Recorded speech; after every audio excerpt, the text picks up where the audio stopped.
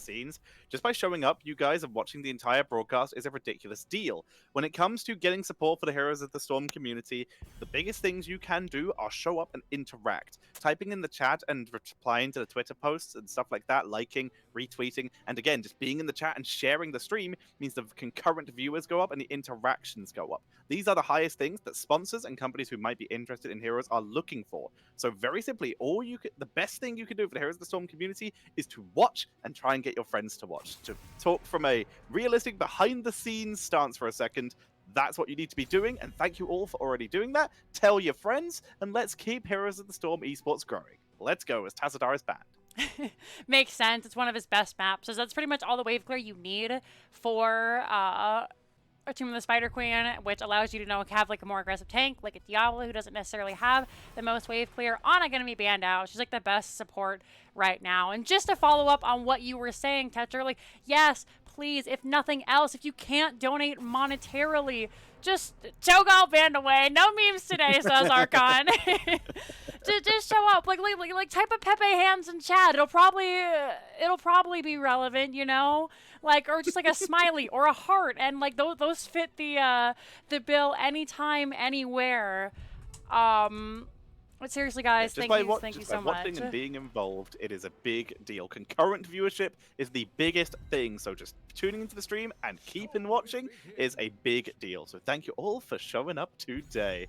Let's go! We're going to be seeing Deckard Cain as the first pick.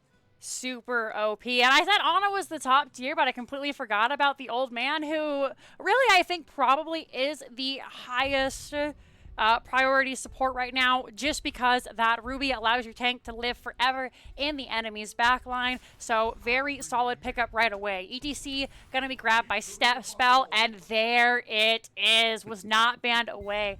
That's the hide Stukov, and I know Archon they might be a little bit rumbled by this. They could be. We will have to see how are they going to deal with that. It looks like they're going to see the Mephisto and Johanna. Johanna to deal with the ETC. Mephisto is an interesting choice going into that backline, but Stukov Hyde is going to know exactly where that Mephisto returns to. There is that shadow, that mimic shadow. So therefore, need to be very careful where Midnight Hazes actually teleports from. Otherwise, there could be an unfortunate lurking arm waiting for him when he returns. Raynor going to be banned out, and I think that's a really solid choice, especially against the ETC, because there's nothing more frustrating than when you're just trying to engage, and Raynor comes in able to poke safely from a distance and make those engages a lot less fruitful for your enemy. Kael'thas going to be banned out from the members of Archon. Really solid wave clear. Get him out of here. Alrighty, we see that Kael'thas, like you say, removed from here, trying to slow down the rotations, but there's still heroes like Jaina available if they wanted to go mage-wise. They're going to go for the newly buffed Junkrat, and I'm warning you all, we're going to be seeing Junkrat slowly rise in priority. The buff was very simple. It seemed to slide under the radar for a lot of people, but I'm telling you now, we're going to be seeing a lot more Junkrat in the near future, because that buff is actually pretty significant. As we also see Yarel, because that's not surprising at all. That will probably be Lockdown swapped onto that in a little bit, because Natural Jin usually plays the range hero. They just have to deal with the heroes they got because they're playing not on their main accounts. And we finally see Blaze and Sylvanas, the classic Johanna Blaze combo for Team Archon, with Sylvanas for some pushing potential and that big team fight damage. Really solid drafts coming out here from both teams. Another range, a little bit more wave clear, I think, would be ideal. And there it is. Tomb of the Spider Queen has very narrow lanes, so you can get a lot of value out of those explosive arrows and then those scatter arrows from Hanzo. It also does insane amount of damage from any angle you can throw them at. Nacho Jin, as you said, swapped onto the Hanzo, does a phenomenal job of this. And just to hit the chat really quickly as we load into the game, this is Chili Mountain, and if you guys aren't aware of it, you should be. They host Grandmaster Master fights every Friday evening.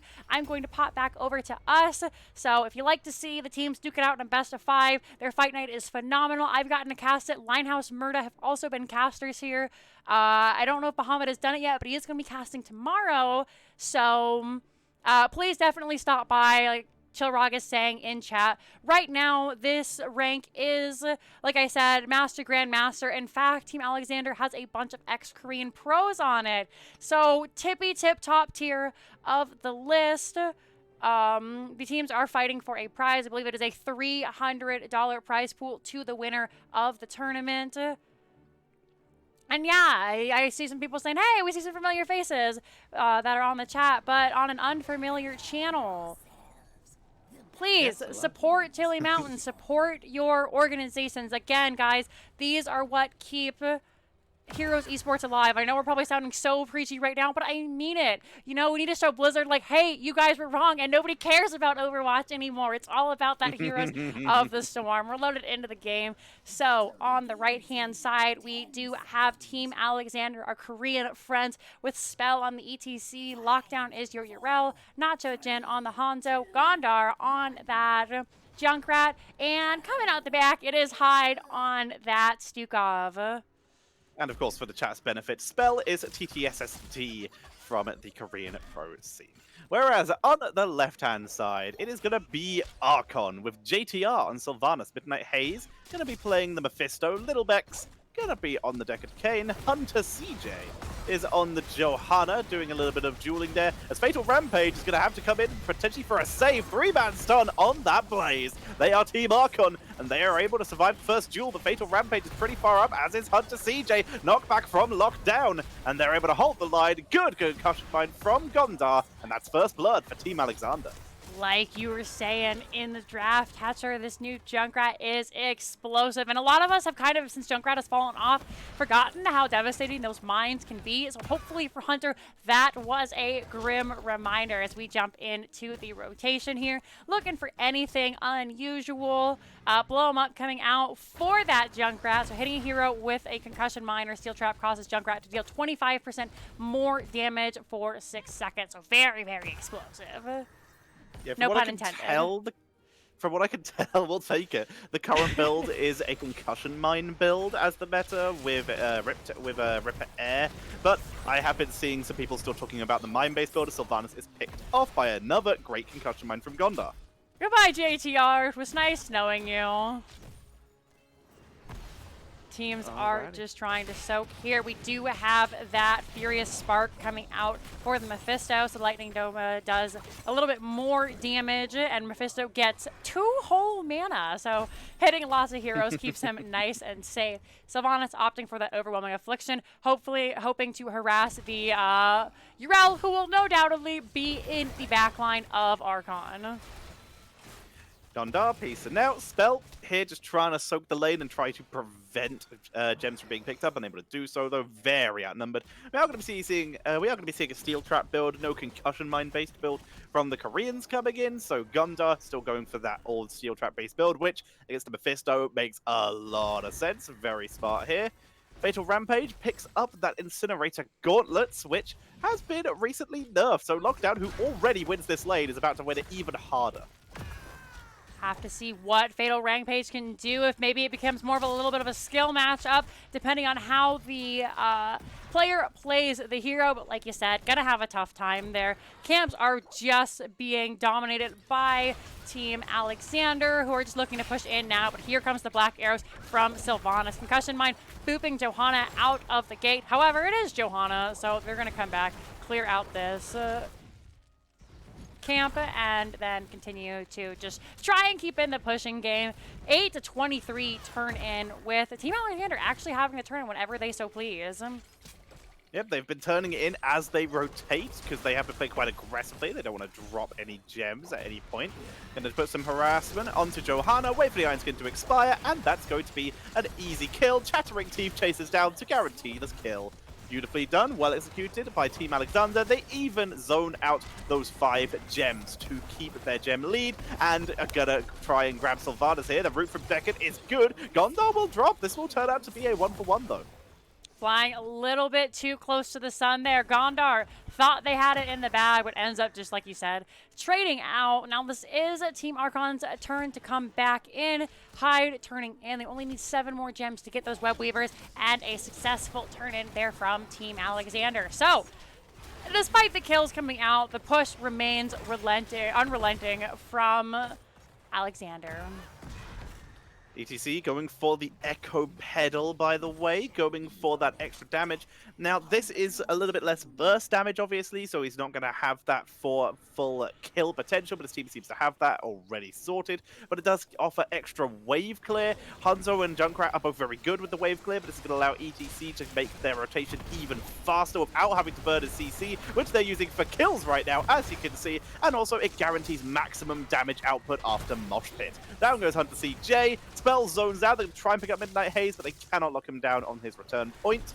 They're able to pick up yet another kill, deny even more gems, and rotate to mid lane for further push. Once again, these hide lurking arms are just another reminder that, guys, you have to ban that. Like, Cassia is super OP, yes, but hide. I mean, he's going to excel on whatever he plays. But the Stukov, I mean, at this point, it's like a Fury Muradin or a Ishbu Johanna. I only know tank players. Really, really good. That's my point, and it's just dominating. All three walls are cleared out, but now lockdown could be just that. Fatal Rampage, not committing though, as the members of Team Alexander show up, get away, no problem.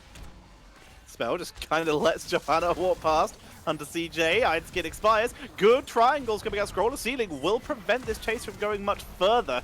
Looking arm, trying to separate the team, but Hyde realizes a bit too far forward. They're trying to prevent the turn-in as well, because despite turn-in denials and gem denials being well executed by Team Alexander, they haven't actually removed enough gems to prevent the turn-in available for Team Archon. Spell, again, a little bit zoned out. These have been very good Scroll of Ceilings by Little Bex here.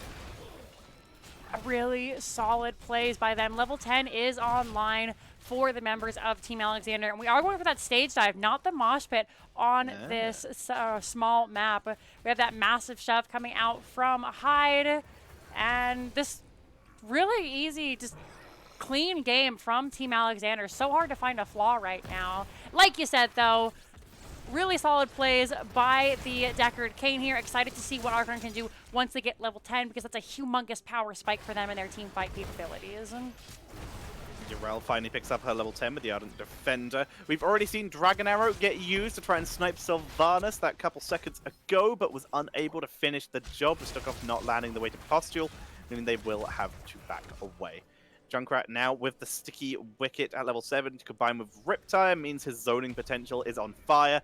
And honestly, if Alexander keep playing the way they are... Okay, they abandoned top. I was about to say, there's a chance that we may never see an Archon turn-in. But they have abandoned top lane. They instead focus on Bruiser and Siege. Double camps for the second time for Team Alexander.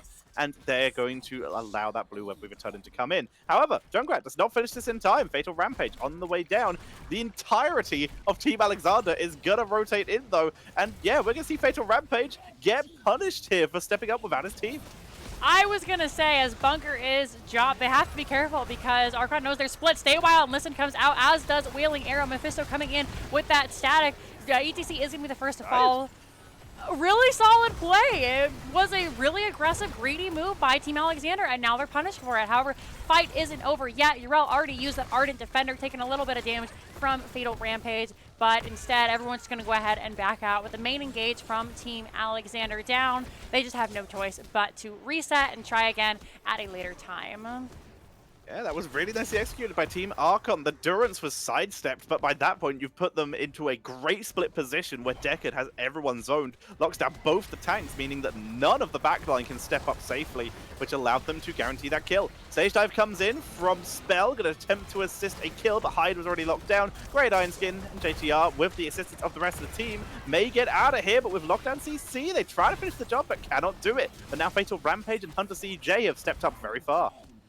Have to be careful. There's 26 gems on Fatal Rampage, and honestly at that point, like, your team needs to go in and be ready to die for you. Out comes the Durance, out comes the Silence. Fatal Rampage is so low, drops the Bunker in time, manages to get away for now. Stay a while and Listen once again, back up, and everybody from Archon lives. What an insane disengage. These players are crazy.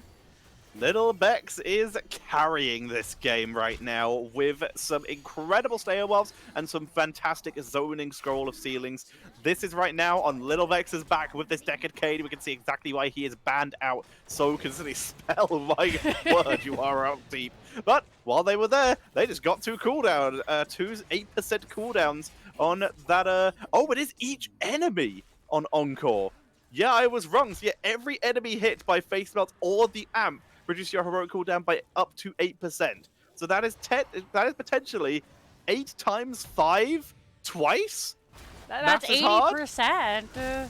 Yeah, that's 80% of your cooldown gone, and it's already going to be used. Stage dive coming in. If you hit all 5, he's going to get JTR with the second wave here, so that's already down to 48% out of 48 seconds out of 70 as they push into top lane. This fort should go down here as the members of Archon are trying to back away. Well, Weaver not the healthiest, but just enough to get another one of those purple death waves off. And High trying to get back. They did miss that massive shove, and now he's on the run. Spell able to save the support with a really solid power slide, but now they might be in some trouble up there. Oh, Yrel jumping over. Oh, what a surprise. Stage dive is back up. Stay a while and listen comes out, but they're going to have to cancel it early. Back away. Sylvana is able to escape using those Banshees, and so far 1-0 going over to the side of Team Alexander, who also still have the other 2 lanes pushing, by the way. There's still a Webweaver middle. They continue to fight. Hyde just harassing. He says, I can wait. My team is healthy. Fatal Rampage, 28 gems does go down. Ardent Defender is used, though, and now Midnight Haze is one dead squiggly boy. Loses 12 gems. JTR with 23 goes down. They don't drop in a good position at all. Now Little Bex with all his team's gems. 22 gems available. Johanna came in to try and pick up some, but will get zoned out so hard. Stage dive is back, by the way, as Hunter CJ just going to have to be healed up. ETC ports back to base because he could just rejoin at any point. But yeah, 22 gems left, half a turn-in, whereas Team Alexander are just a little bit away from their 3rd turn-in of the game. The squirrel means ETC will rejoin, and just Blizzard, what were they thinking? Like... Seriously, this is ridiculous. Oh my god, this is meme levels of cooldown reduction. I don't understand. What, on ETC of all heroes? One of the heroes with the two potentially most impactful heroics in the game, the global, which he already was pretty decent, and the potential mosh cooldown? I don't get it. They move forward. Cushion Mine comes in. There's the Durance, but it's going to hit Yrel, who does not care, and they're just going to control this and clear out this camp. The camp was picked up, at least for Archon, though, so even if they don't get a ton of value out of it, they've denied it from Team Alexander. They're pretty much stuck in their base at this point, as all 3 forts have been destroyed. Level 16 is online for Alexander. We're still waiting for at least another level and a half.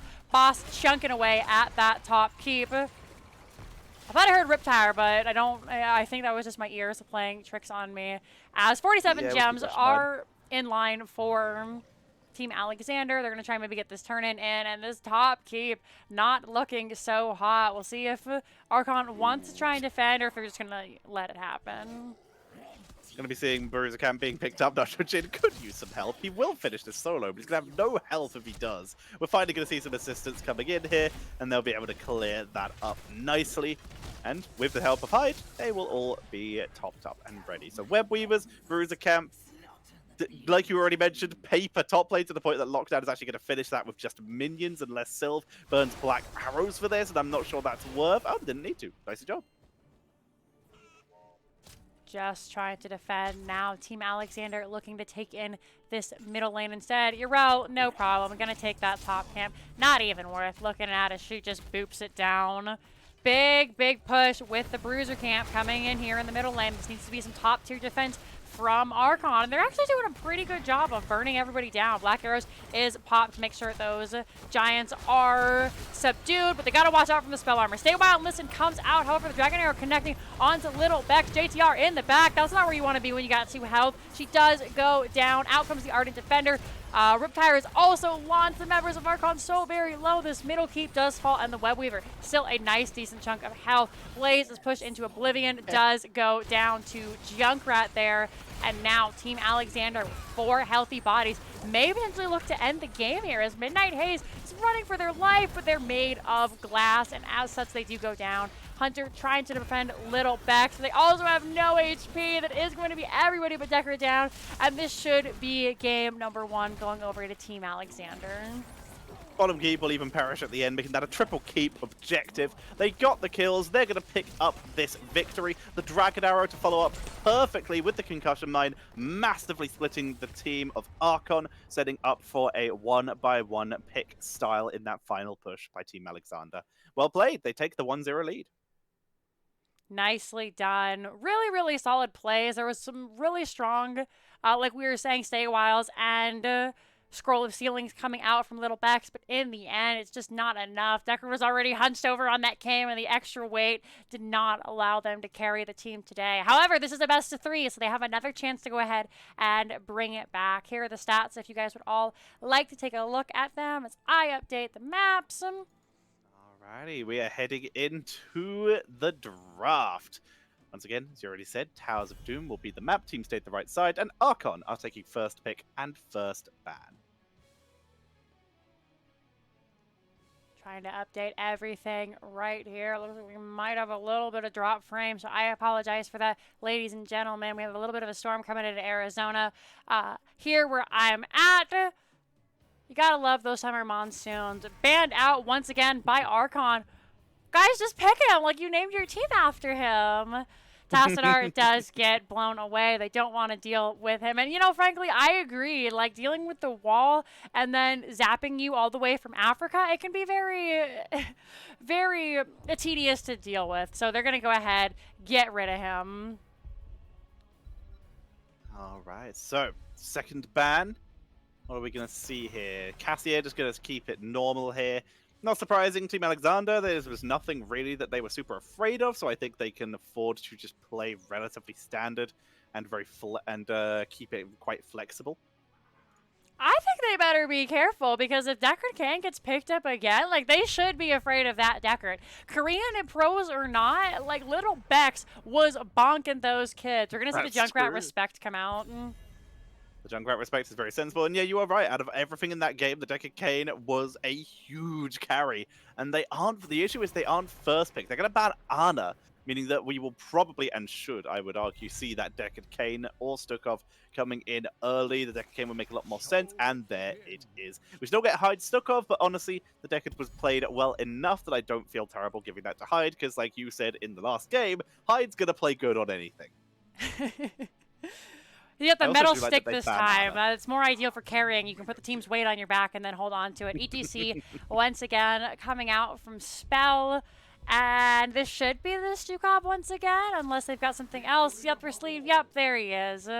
Casting Chili Mountain from Arizona. That's right. Some of our mountains are chilly sometimes. Like in the winter, if you go up to Flagstaff, it snows. That's not where I am, because I hate the cold. But we'll get a little bit chilly just for today.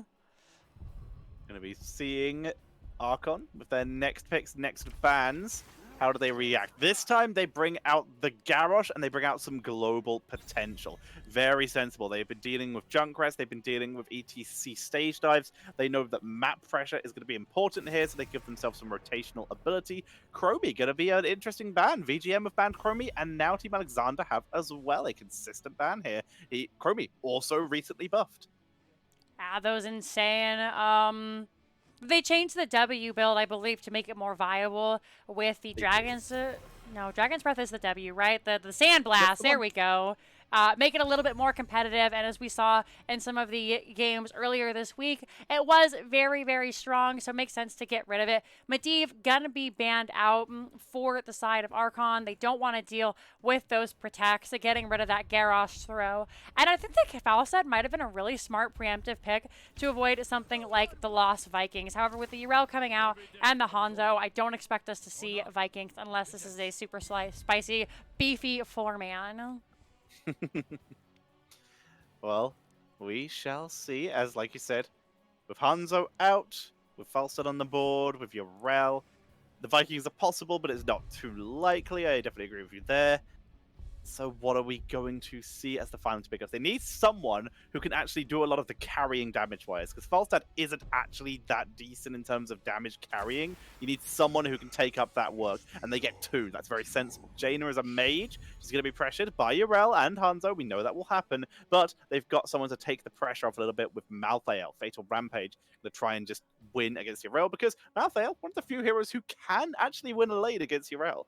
So overall, I think this is a very solid end to the draft, but now we have one more damage dealer to pick, but he can be very, very flexible. I think anyone who's going to be able to kite or stun out Malthael is going to be fantastic here, and there's Kira. Perfect choice.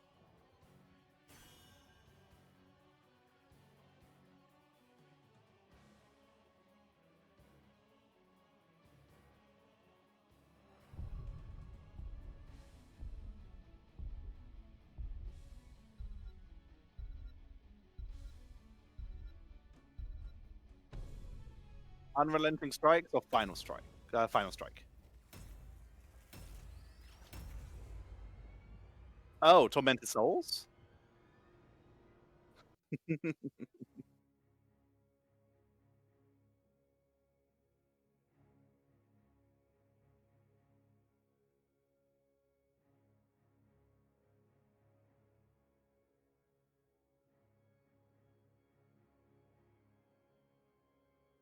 Also, you can only fight in tepid areas so that it's fair for both of you, as we're going to be heading into Towers of Doom. Prepare yourself for battle. Heroes.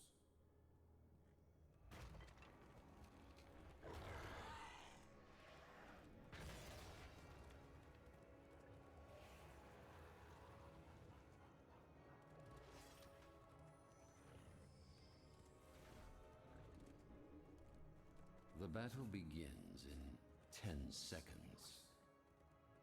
Yep, one change.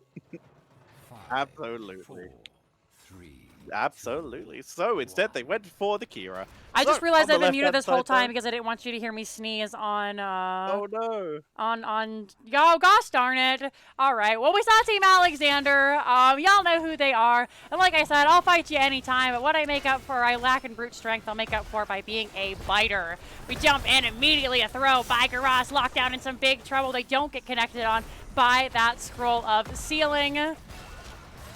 And Lockdown Lockdown better going be very careful. They're not big and beefy yet, and Lockdown does go down. Went very deep there. The percentage damage. That's what we're going to be seeing here. Fatal Rampage with a solid pickup. And until Kira takes over, that's going to be a problem. So, let's get this going. Falstad's flown down. Team Archon is going to try and get as maximum soak as we see a quick rotational gank attempt. Hunter CJ zoned out and perished. Nicely down. The 1-for-1 trade, keeping the teams just even in experience. It is going to mean a little bit of a late rotation to Lockdown. And I'm sorry, guys. Next time, I'll just let you hear me sneeze. As we get into this game, camps are being looked at now. Falset having the luxury of being able to beat any lane in an instant allows the team to spread off and do a little bit more of what they like. Kira and Stukov, not the ideal campers, but they're getting it done. Yeah, they clear it fast enough, like you say. Hanzo, once he has never outmatched, will be able to pick up on this pretty effectively, but until then, they're working with what they have. Fatal Rampage currently double soaking, as you called, with On a Pale Horse. Falstad with Wingman going for the bribe stat. Gondar finds himself just delivered to Falstad exactly where he wants to be. Decides he doesn't want to stay too long though, with Midnight Haze rotating in, and Gondar takes half his health, as does Midnight Haze, zoned away by Nacho J. Garas had waited maybe a second longer for the follow-up from the Deckard. That could have been the kill secured, but they were still able to get a nice chunk of damage there. Hunter now surrounded by 4 members. That's not where you want to be. Stunned away, trying to walk into that scroll of ceiling to offer some protection, but it does end up going down. Another death on the board. We'll take a look at some of these quests while everybody is soaking. We have 5 stacks on that World Breaker there for Garage. We've got 4 stacks on that Fingers of Frost. Simple geometry, 8 out of 20. And then, of course, opting for that Prog Rock on the ETC. Falstad goes down in the top lane as a nice gank attempted and success by Team Alexander. I need to fix this. There we go. Yep, a nice little rotational gank, quick pickups, and that's just going to keep happening because Falstad is made of paper. Until we actually start seeing big fights where Deckard can hopefully land those rubies, this is going to be a consistent issue. Bot lane getting bullied. What's going to be the contestant top lane? Looks like we might see Lockdown just try and go for his own side. Hand of freedom to dodge the throw there. Under CJ, forced to back away as we see the 1-for-1 trade up in top. And currently a big old zone out on the middle objective. Well, Vex though, uncontested, is going to be able to walk in and, yeah, interrupt again. Spell trying to channel away, and they've got to be careful here. Slide coming out to Hunter once again. They are silent. He's trying to get out. Those rubies keeping him nice and safe. Spell trying to knock everybody back. Gondar being harassed in the back by Fatal Rampage. Gets a potion. Stays alive for the time being. He's trying to get another one. Fatal Rampage. Does he get out? He grabs another potion and another one. Hunter, though, in the background. I apologize for the stuttering. Ladies and gentlemen, we're having a little bit of lag. Teams are fighting. Gondar trying to stay alive, but he is surrounded by 4, and hopefully you call out all that. Kira does go down. Spell in the back line. JTR harassed by Lockdown. Those are going to be 2 members going down on the side of Archon. Very well executed. Team Alexander taking the 2-4-1. They're trying to bully out Midnight Haze. Lockdown's not actually looking for kills here. He's just trying to zone away so they can guarantee that cap, which they do. Was looking to see if he can catch him. Oh my god, he is trying to kill Midnight Haze. He's actually going for it. He's just trying to interrupt ports to make sure that they get this camp. That's really clutch. That's a great idea.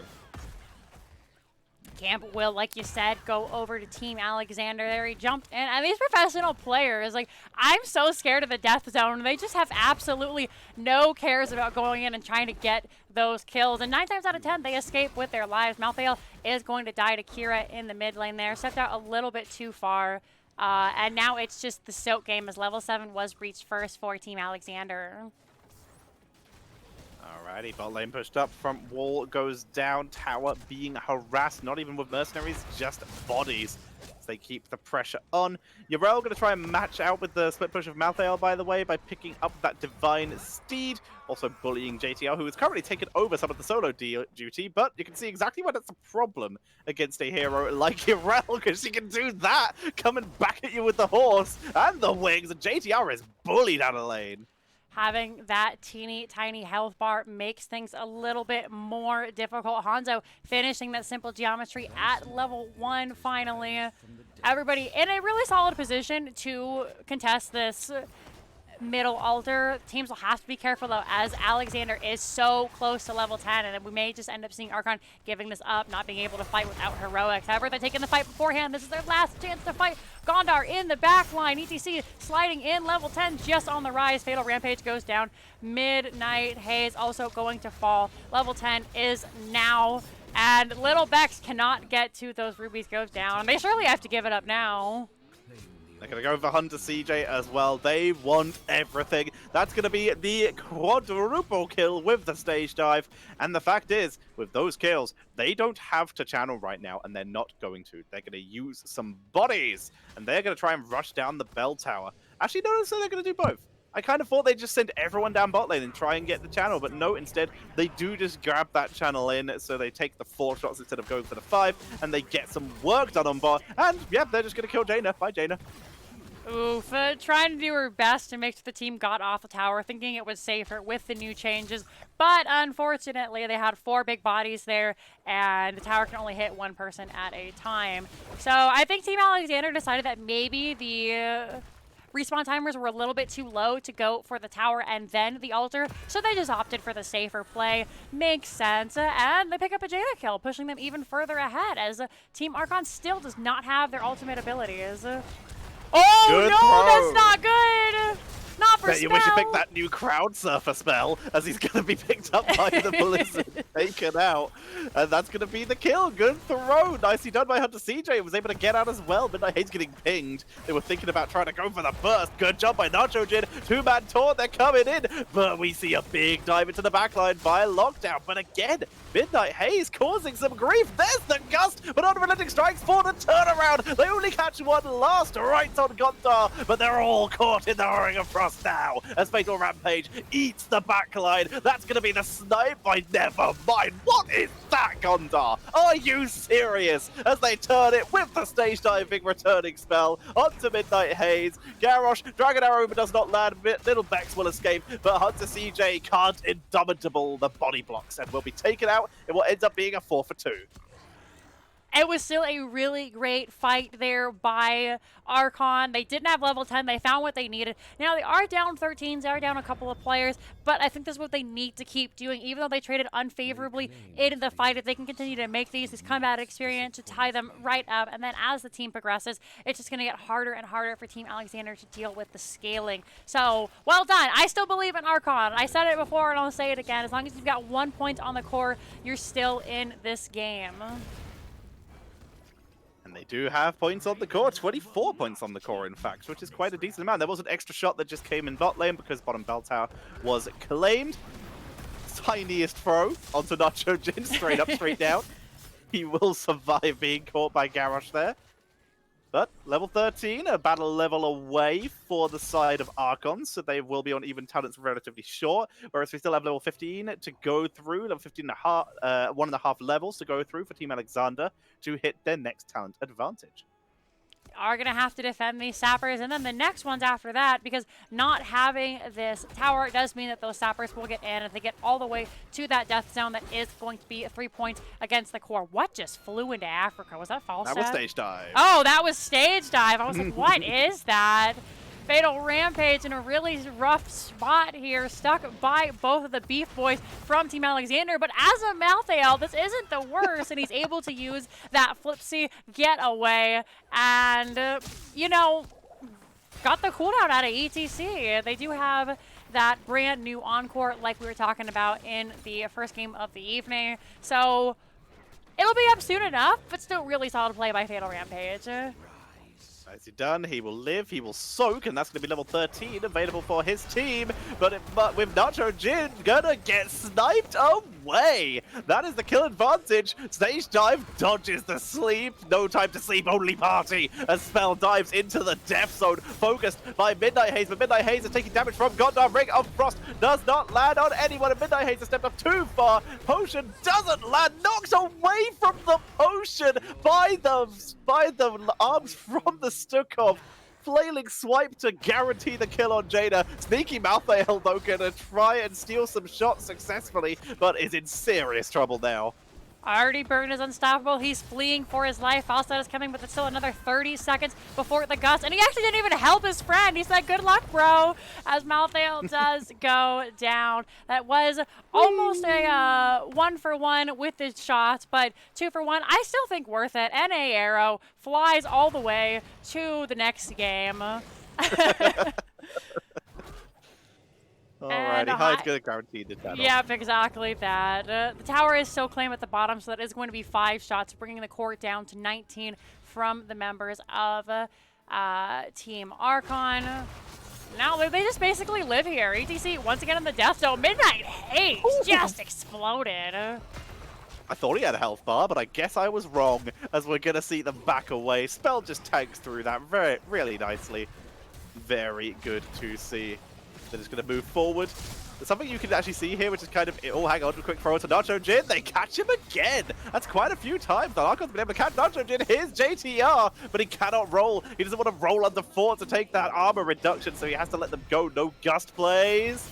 JTR was thinking about it. They're hovering around. Stage dive round 3. It's up, by the way. There's Gust, Death Zone, Spell. This time's taken out, and they're going to get Gondar as well. Archon finally picking up a solid win. Barrel roll towards the death zone to guarantee Gondar has no escape. Really, really nicely done by Archon. They saw that Team Alexander was staying a little bit past their welcome, and as such, Falstad was not only able to grab the top soak, but was able to fly in, like you said, drop a really, really impressive gust, stay while making sure everybody stayed in place. Poor Jaina was, of course, decimated at the start of the fight, but... overall, Archon is really, really bringing it back. I think they're taking advantage of a little bit of the hubris of Team Alexander. They really, really are. We've been seeing a lot of Team Alexander playing right next to that death zone, and there we saw it very much come back to bite them. I wanted to bring it up before we saw everything just completely explode. Team Alexander are actually making the most of the way that the death zone works mechanics-wise, and they're making the most of Stukhov's biotic armor and the ETC Showstopper, because the armor does affect that death zone, so that's how they're tanking through this so effectively, by making the use of that double armor setup so that everyone who's thrown in has that little bit of extra protection. So they're playing this very well. Channel already for Kira. Interruptions up top. Lockdown will lose this. They're trying to hold the Ardent Defender. He's really trying to hold it because he knows the second is over. Last rights will get him. He's just going to lose and perish. Gondar's going to come in. He'll win that 1v1 though. But it means it's only 3v4 down in bot lane. Spell going to have to stage dive to dodge. But Gondar, he wins the 1v1. That's going to make this a 2-for-1 in terms of ulters. However, the fight is still going on. Really solid ring and throw that is going to be Hyde and Nacho Jin going out, unless Hyde somehow makes it out. Do we have a line? Nope. Jaina getting some revenge from being absolutely bursted. Spell trying to hide, but there is nowhere for the beefy boy to go. He does just get obliterated, and at this point, he's taking it. Out comes to stay a while, and listen, stun coming out, but Kira does fall asleep, gets thrown, and oh no, poor Midnight Haze surrounded. ETC goes down, Kira goes down, and that is going to be a 5-man team wipe. 5-for-0, might I add, as Malthael did get away in the top lane, and now this bottom lane is Archon's playground. That was, just for starters, it's kind of hard to believe, but I think without that ping difference, ETC would have survived that last rights. He could have stage dived, which makes him immortal. So he wouldn't have actually died to the last rights, but he was just a second too slow. They recap mid just in time for the shot, so they get the full 4 coming in onto the court of Alexander. But like you say, the 5-man team wipe going over to Archon, and they're going to begin to set themselves up, and more importantly, all those deaths were staggered. There's a lot of time now for Archon on the map. Curious to see if they'll go for that boss, but with 1 and 3 seconds remaining, it doesn't look like they are. They're just going to opt to clean instead. And Team Alexander actually able to grab this top lane and continue putting pressure onto the top 4. Guys in the chat, I was making a meme joke. Please don't think too hard into it. As another arrow comes out, Falstad, he gets exploded. Stage dive comes out, silence comes out. Fatal Rampage goes to help his friend and then finds himself in the middle of the whole enemy team. That is going to be 2-for-1 though, as Kira does fall. And now the members of Archon are just like, yeah, you know what? That's cool. Like have the boss, have the fort, whatever you want, guys. We're just gonna hang out over here. Also, chat, I'm going to encourage you to think too far into it, because the description is the last arrow we... Oh, hang on, stay a while. We see the focus onto Go. Nacho Jin. Actually, Nacho Jin. He's never mind. Midnight Haze thrown at Nacho Jin to guarantee the kill. Lockdown going to try and tank through. He has Argent, has to use it. Here comes big ol' stage dive with the upgraded Crown Pleaser. Hyde is thrown in, pushes Hunter CJ into tower range. Lockdown very low on health with no one to defend yet, but in the meantime, Hyde is tanking this beautifully. He's actually trying to run it down as a Midnight Haze Lockdown looking for the chase, but he cannot get onto him. Spell focusing down Little Bex, nowhere to run this time. Little Bex will be sniped. The taunt will buy time. Deckard is a bruiser too! Oh, he almost gets to the potion. However, the cleanup from Midnight Haze and Hunter CJ is real. Hyde being harassed there. One more Groundbreaker. That'll do it. Spell is no mana, so all he can do is run his butt home. Meanwhile, though, Gondar does not get the channel. Yeah, they might lose this. Team Alexander are starting to drop a lot. Unfortunately, this 2v3, I'm pretty sure, still loses. So we're going to see them dive back to the backline. JTR's in serious trouble. Midnight Haze in serious trouble. And with Gondar, with the Emeritic Strikes, bye! That's going to be Jaina. There's the Dragon Arrow again. There's the description I was going to say.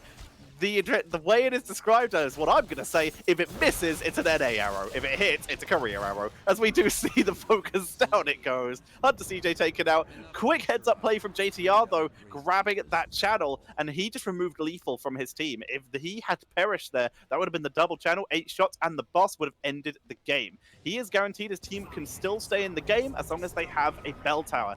We could have seen Alexander try and 3-man rush this top altar, channel, and then boss, but it would have been risky. Deckard was respawning, Malthael was respawning. They made the sensible play. Now, boss, not quite a win point yet. It looks like Team Alexander is going to try and focus more energy back onto this bottom lane, try and reclaim that as they look to grab both of these sapper camps.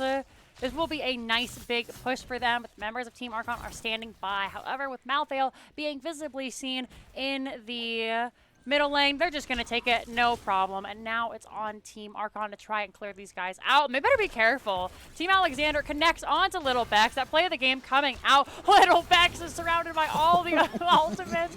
The poor old man goes down, and that's really, really rough. But here comes that wind tunnel, pushing the members of Team Alexander into the death zone. That is going to be Supercup going down there. Malthael pays the ultimate price, however. Yrel thrown into the back. She does have that Archon or the Ardent Defender, so she stays nice and healthy. 3 to 4 now, and 6 shots coming in for the core. Malthael has returned, making this a 4 versus 4. This is the thing that can keep them in this game, because they need to make sure they have the body on the board to prevent boss from being taken. Very smart. Both teams have no supports. It's fountains for days now. That is the focus. Middle Altar. Bot is claimed. This is lethal for the side of Team Alexander. Also, potentially a triple cap because Lockdown is winning the game currently. One of the Mid things is still held. hate to see about Yrel is not only does she tank really well, sit in the back line really well, but she also split pushes really well, making her all around just a menace. The team can't think too much about it now. However, Team Alexander has surrounded Team Archon. They're split every which way. Jaina having to drop that early ice block. Out comes the play of the game arrow. Midnight Haze stuck in a really rough position, having to use that ice blink, which, by the way, ice blink. However, Kira is going to be the first to be picked off, and now Alexander are running for their lives. Lockdown is in the back. They still don't have that Ardent Defender. ETC coming out. JTR tries to get the sneaky channel, but Nacho Jin is on his case. Guys, the game. That's the game. Okay, JTR is going to come back in and prevent this from ending while everyone else is playing their own brawler-style game here. Under CJ and Spell coming in. JTR is getting kited by Nacho Jin, losing hit points, but everyone else makes their way back in. Right now, they've killed off Kira in what is an incredibly well-executed fight, but Nacho Jin overextends. They get the double kill. They find it. They find the channel. Only 2 shots on the core, but it's more than having 0 on their own, as they are able to hold for one more time. But yeah, beautifully executed fight down in this area where Kira thinks she has Falstad and Jada. Jada ice blink to the top, Falstad barrel roll to the bottom, and they both just turned around and bop Kira. Well executed by Team Archon. They're showing why they deserve to continue playing in this tournament. We might even see a game 3. There's a lot of cleaning for Team Archon to do, but they still have 5 shots, so they're still in this game. Doesn't look like they're interested in grabbing the boss or the top lane. They're going to focus on these camps here in the bottom, and maybe now that the team has reconnected, we see Malthael heading up top. They're going to look to try and grab back that top bell tower. A trap has been set by Team Alexander, though. Archon needs to be careful. Garage, you're one boy. He sees all the team and just says, nope, that's okay.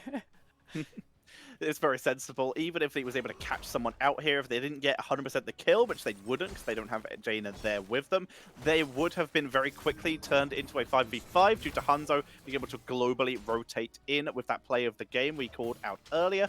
So very sensible just to decide that, you know what?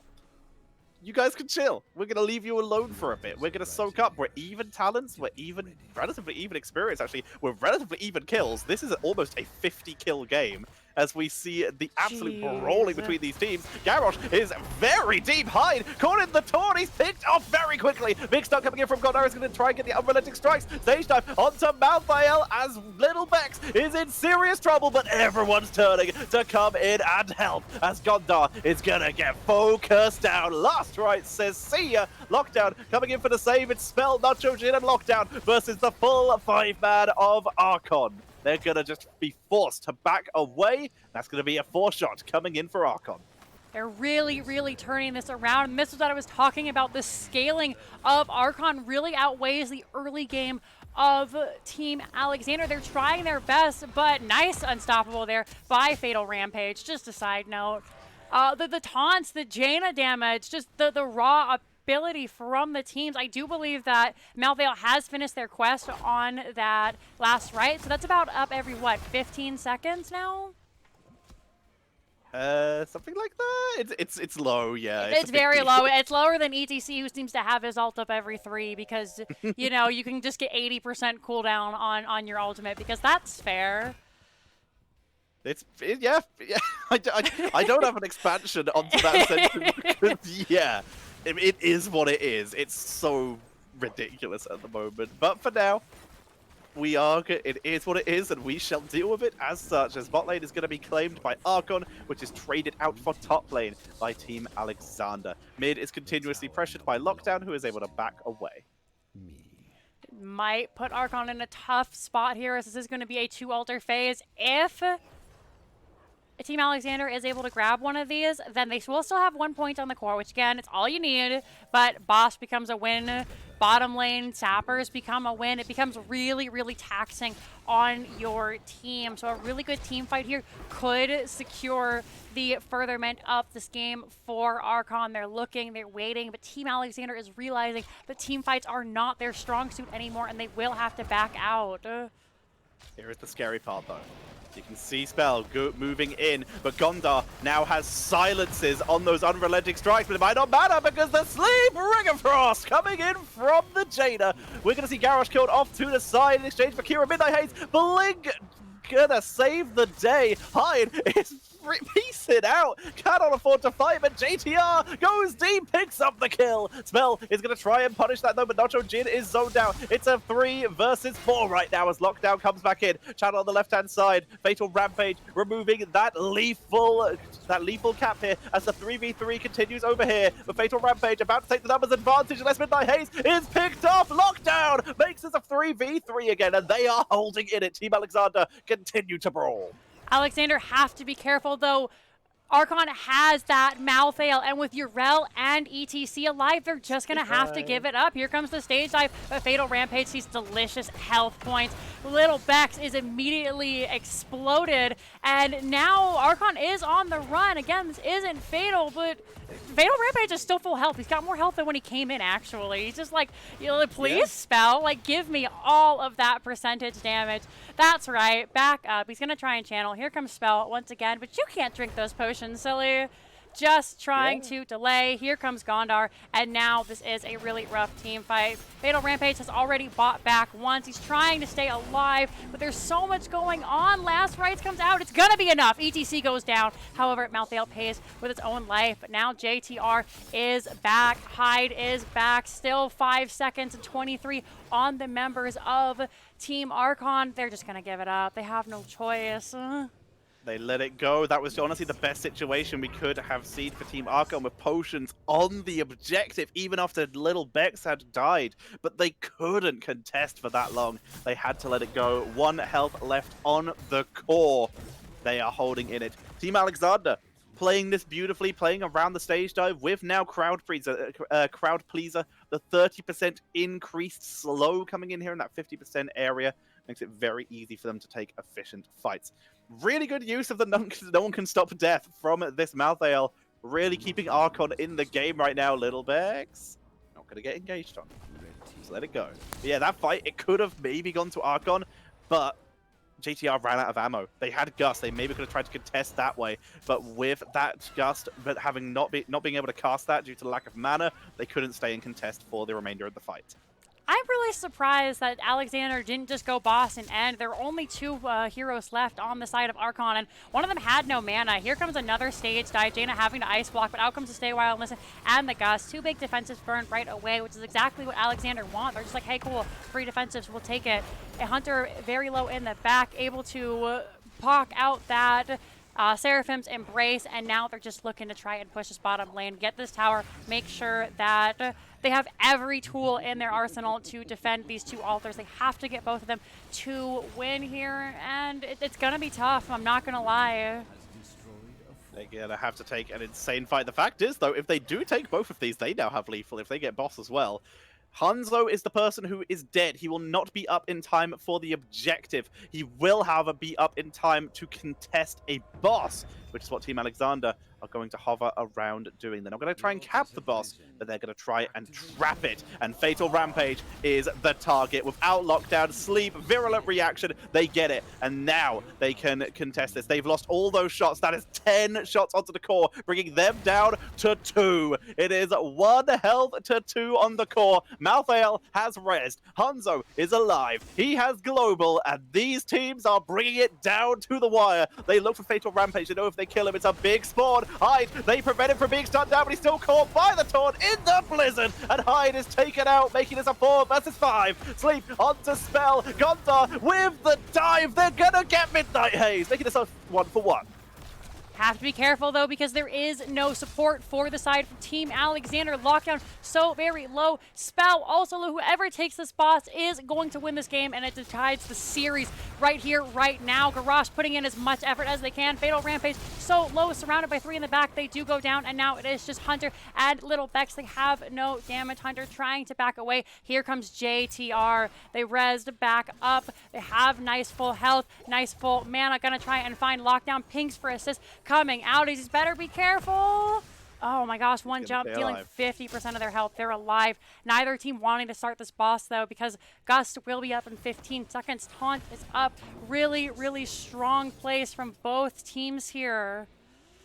Stage dive, they look for Garrosh, they go very deep, there's the throw, and the taunt, ETC is gone, and the numbers even out again, with 3 versus 3, there's the attempt on the false start play of the game, and the unrelenting strikes, and that might have just secured it. It's gonna be a race to see who captures an altar first, Jinxie. This has been the most exciting game of the series. Hyde, he's caught out in no man's land. He gets stunned. He does a ton of damage. Out comes the ring. He's so low, but Little Bex also explodes. Neither team has a support. Midnight Haze running for their life, but nobody is stopping Gondar. GG's being called. Oh, with his life, he secures it, but it's still... Still not enough. Game number 2 and the series going over to Team Alexander. What a game. A desperate scramble for the final objective, completely splitting both teams. Hyde drawing enough attention with his run for the enemy altar to try and split the team in half, making sure that Hunter CJ was separated from the rest of the team, allowing Kira to pick up enough damage to guarantee that channel. Beautifully played, Team Alexander. Definitely a well-deserved victory. They played that very well, but Team Archon, so insane in terms of play, especially to live that long, to make what was a mental level comeback.